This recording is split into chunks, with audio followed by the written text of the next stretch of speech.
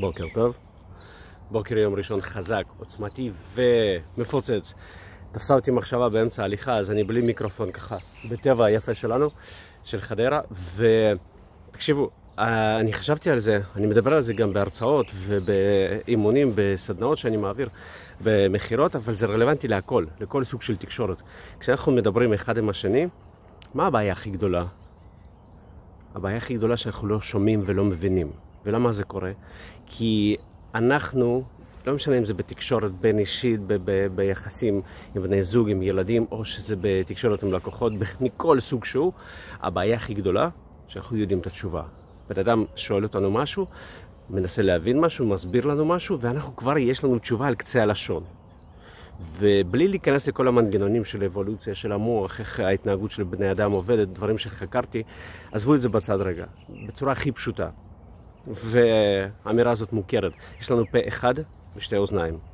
אנחנו צריכים להקשיב הרבה יותר. ואנחנו מכירים את זה, במיוחד אנשי מחירות שומעים את זה בכל מקום, אבל אנחנו לא מיישמים את זה.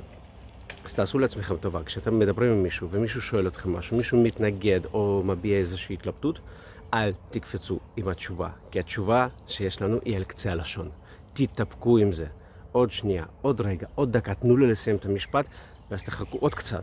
תבינו, זה נותן לכם כלים להבין מאיפה מגיעה השאלה של הבן אדם השני, וזה נותן לכם כלים להבין את המנוף הרגשי שמניע את הבן אדם לפעולה.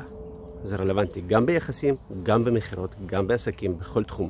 זה נותן לכם אפשרות להבין מה מניע אותו, מה המניעים הפנימיים שלו, וברגע שאתם מבינים את זה, אתם על הגל. אתם יכולים להשפיע ולהביא לבן אדם את מה שהוא צריך בכלים שלכם. אז תקשיבו לבן אדם עד הסוף, אל תקפצו עם התשובה שעומדת לכם על קצה הלשון, תתאפקו. זאת ההמלצה של יום ראשון בבוקר. תעשו חיים, כשיהיה לנו כיף של שבוע, תאריכו את עצמכם. אוהב אתכם, סטס.